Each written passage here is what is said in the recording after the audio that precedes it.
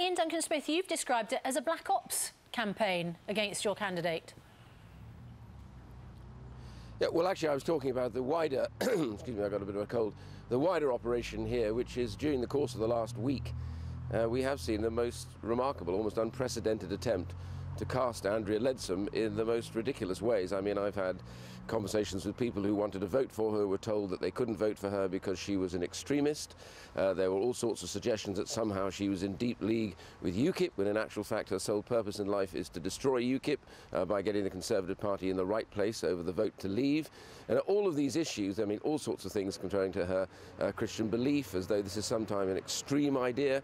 These were real charges being made throughout Whispering campaign. You saw the note that was passed around just before the final vote saying that you couldn't vote for her because she was extreme and there would be a disaster. This is not the way, I believe, to conduct a campaign, and I simply say to everybody, look, calm down. We should be proud in the Conservative Party of one remarkable feature, which we have two women in the final, which means the person that will be the next Prime Minister will be a woman. I'm enormously proud of that. I think that shows the Conservative Party is a party that actually is open to all people and actually shows there's no glass ceiling to my daughters and others who I wish to be able to go right to the top. So this has got to stop. There's definitely been going on.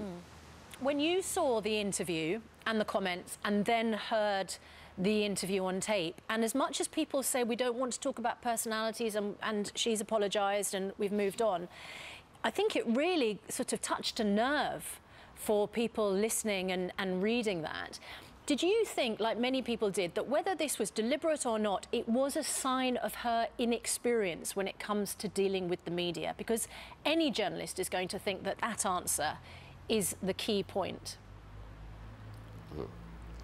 No, actually, I was with her in a sense that the reality was she was immediately up and angry. Now, right, Piers, you may have a point about this, that, you know, attacking journalists is rather like the sailor attacking the sea. I fully recognise that point. But the reality is it showed immediately she saw what they had taken from that, how angry and mortified she was about it. The apology to Theresa is heartfelt. She doesn't at any stage, I know this for a fact, believe that having children somehow qualifies you more than somebody who doesn't.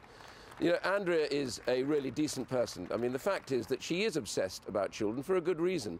She set up a charity which deals with kids from very dysfunctional backgrounds, helping them to improve their lives through early intervention. She persuaded me of that many years ago before she was a politician, when I visited her charity, and showed me that actually if you get in early on nurture and on education with children, you can actually change their life chances all the way through, and it's much cheaper to do it that way. And she set up a national charity. So she is very, very concerned about children generally, but that is not a comparison with Theresa. I like Theresa a lot. She's an old friend.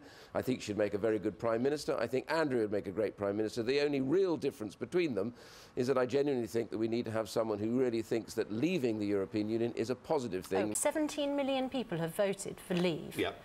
Based, I don't know how many people voted on the basis of that advert, but that was a huge part of the propaganda.